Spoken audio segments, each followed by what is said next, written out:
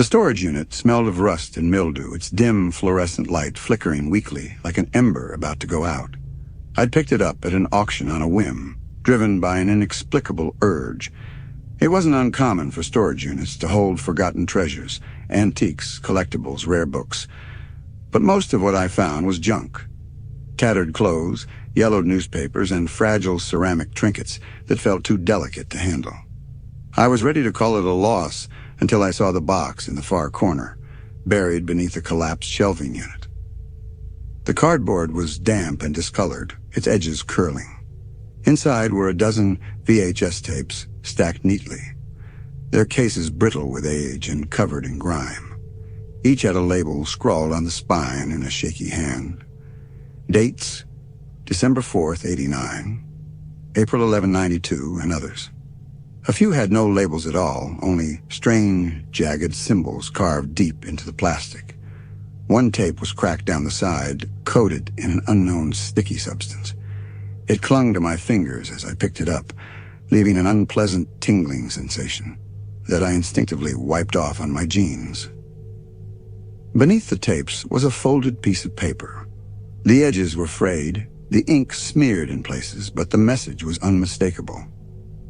"Do not watch." The words had left me uneasy. They were so simple, yet carried the weight of something ominous. Still, I convinced myself it was just a joke. Maybe some bizarre attempt to add an air of mystery to the tapes.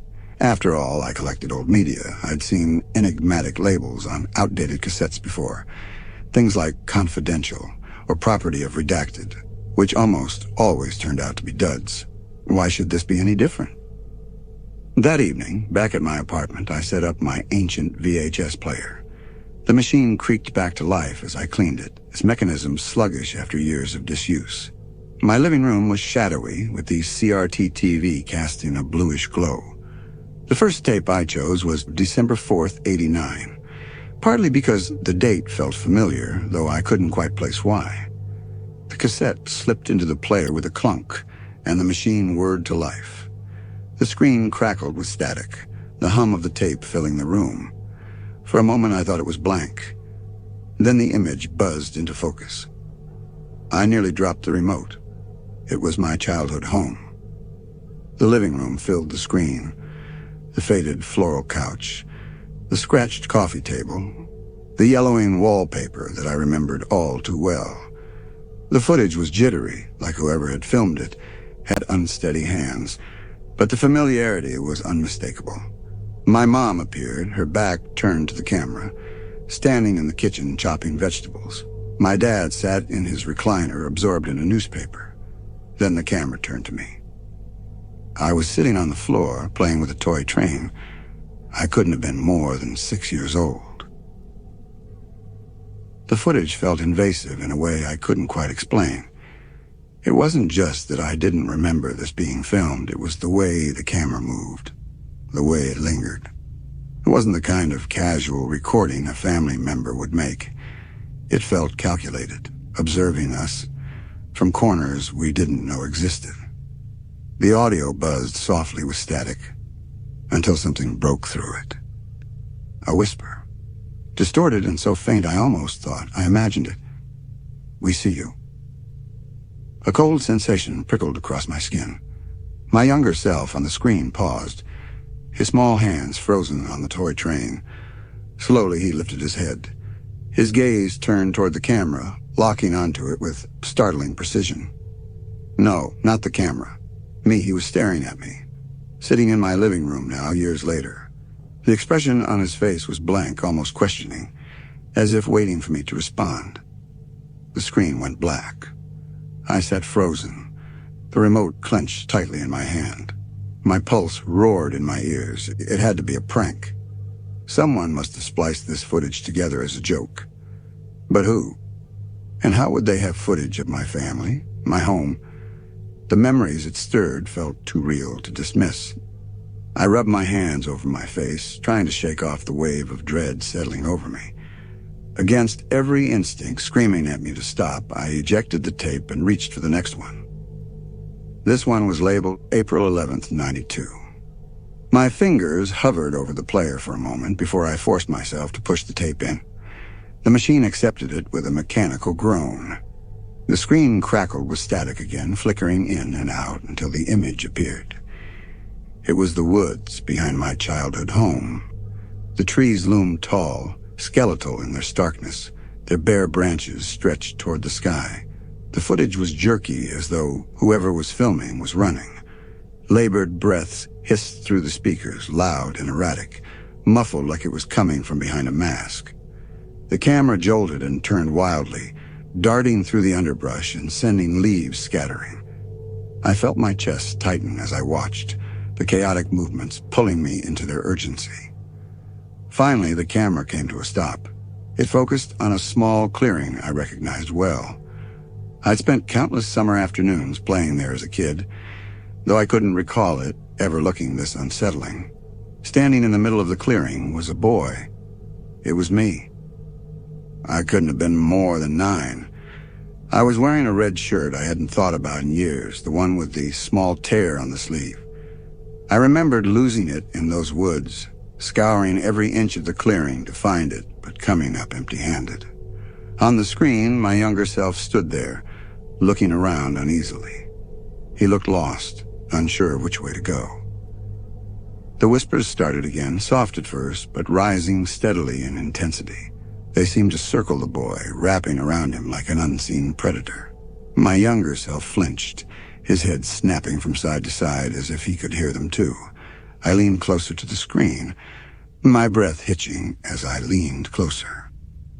Then something shifted in the periphery of the frame. It was subtle at first, almost imperceptible. But as the camera zoomed in on the boy, the shadow grew. It elongated unnaturally, its form becoming something far from human. My eyes widened as a hand, a gnarled, blackened hand with claw-like fingers, emerged from the darkness. It reached toward the boy, closing the distance with a painfully slow motion. Just before it made contact, the screen erupted into static. I yanked the tape out of the player, my fingers quivering. My mind raced with the questions that had no answers. A memory, I'd been in that clearing. I'd lost that shirt. But I didn't remember this.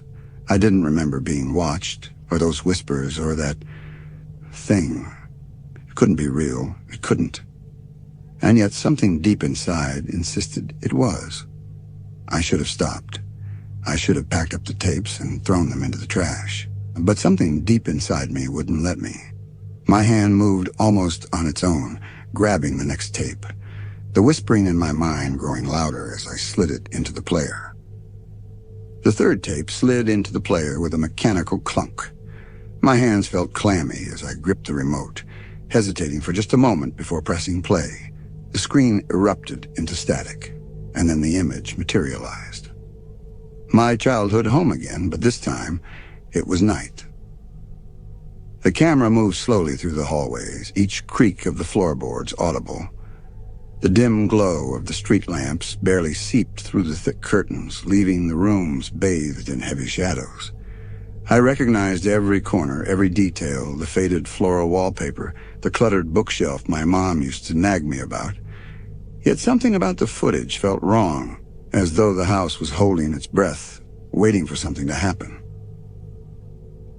The camera's movements were smooth, almost predatory as it crept through the house. It hovered over the closed doors, the dim corners before turning toward the living room. There, in the middle of the room, was the old television. Its screen flickered with static, the hum of white noise filling the speakers. My stomach sank as I realized what was playing on the TV. Footage from the first tape. I saw myself as a child, sitting on the floor playing with my toy train. The camera on the tape slowly zoomed in, just as it had before, capturing the moment when my younger self lifted his head and stared directly at the camera, directly at me. But this time, the perspective changed. The camera filming this new tape turned away from the TV, panning toward the large bay window that looked out into the front yard. For a moment, all I could see was darkness beyond the glass. Then I saw it. There was someone or something outside. At first it was barely visible, just a dark shape silhouetted by the street lamp's glow. But as the camera zoomed in, the figure became clearer. Its proportions were distorted, its stance rigid and unnatural. The figure didn't move. It stood there, motionless, staring to the house. The camera lingered on the figure for what felt like an eternity before it panned back toward the room. The TV was still playing, but my younger self was gone. The toy train lay abandoned on the carpet, the screen showing only an empty room. The camera turned back to the window, but the figure was no longer outside. I froze, my eyes glued to the screen as the camera swung wildly, almost frantically, toward the living room doorway. For a split second, I thought I saw a movement, a blur of something dark disappearing into the shadows. Then the screen went black. My breaths were short. My chest felt constricted as I sat in the silence of my own living room. I glanced at the window, half expecting to see the figure standing there watching me. But the yard outside was empty, illuminated only by the dull yellow glow of the street lamp. I told myself it was just a trick of the mind, but the sense of foreboding settled over me and wouldn't go away. The fourth tape was next. Its case was cracked, as though someone had tried to destroy it but hadn't succeeded. There were no dates or labels on this one, only a jagged spiral etched into the plastic. My hands trembled as I slid it into the player. For a moment I considered stopping, but the need to understand, to uncover the truth, pushed past my hesitation. The screen came to life with a jitter. This time, the camera was focused on a door. It was an old wooden door, unfamiliar and marred with deep gouges. A steady thud of something heavy reverberated in the background, growing louder with each second. The door inched open with a groan, revealing a spiral staircase plunging into the shadow. The camera moved downward, each step groaning underfoot.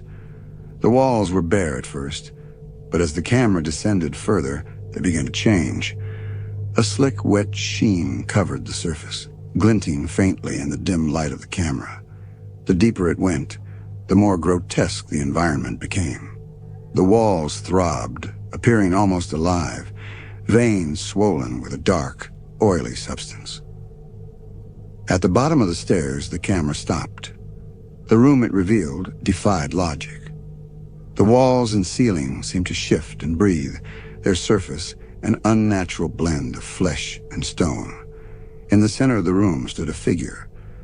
It was me. Or at least, it looked like me, and if I had been sculpted from wax and left to melt in the heat. The figure's skin was pale and waxy, its movements jerky. Like a marionette controlled by clumsy strings, its head cocked to one side, the motion deliberate and unnatural as it turned to face the camera. Its eyes were empty sockets, black voids that seemed to draw in all the light. When it spoke, its voice was a discordant mix of whispers, groans, and crackling static. "You've invited me in," it said, the sound reverberating through the room. The camera shook violently, the image distorting as the screen was consumed by static. I tore the tape out of the player, my hands trembling so violently I almost dropped it. Panic surged through me as I tried to rationalize what I'd just seen, but no explanation came. The images were burned into my mind, the pulsating walls, the twisted doppelganger, its hollow gaze fixed on the camera as if it had been waiting for me. Despite every instinct screaming at me to stop, I knew I couldn't. There were 2 tapes left. I reached for the next one, my fear eclipsed by a relentless need to uncover what came next. I hesitated before sliding the 5th tape into the player. My body screamed for me to stop, to throw the tapes out and forget they ever existed. But something deeper, something primal kept me going. The case for this tape was unlike the others. The plastic felt cold to the touch, unnaturally so, and the label was blank. As the machine swallowed the cassette and began to whir, I couldn't ignore the oppressive weight in the air, as though the room itself were waiting. The screen came to life with a burst of static, louder than usual, making me flinch. When the image resolved, I immediately recognized the room. It was my bedroom. Not my childhood room, but the bedroom I was sitting in now. The camera was positioned near the foot of the bed, pointing toward the rumpled covers. At first, nothing seemed out of the ordinary. The room was dimly lit, just as it was in reality, the curtains drawn tight. Then I saw it. A shape beneath the blankets, shifting subtly with each movement, as though someone or something was breathing beneath them. The camera zoomed in slowly, agonizingly, until the entire screen was filled with the sight of the quivering blanket. A cold dread spread through me as I leaned closer to the screen, unable to look away. The shape shifted, just slightly, and then the blanket was snatched away in one sharp, fluid motion. What lay beneath sent a wave of unease through me. It was me, or rather a distorted, nightmarish version of me.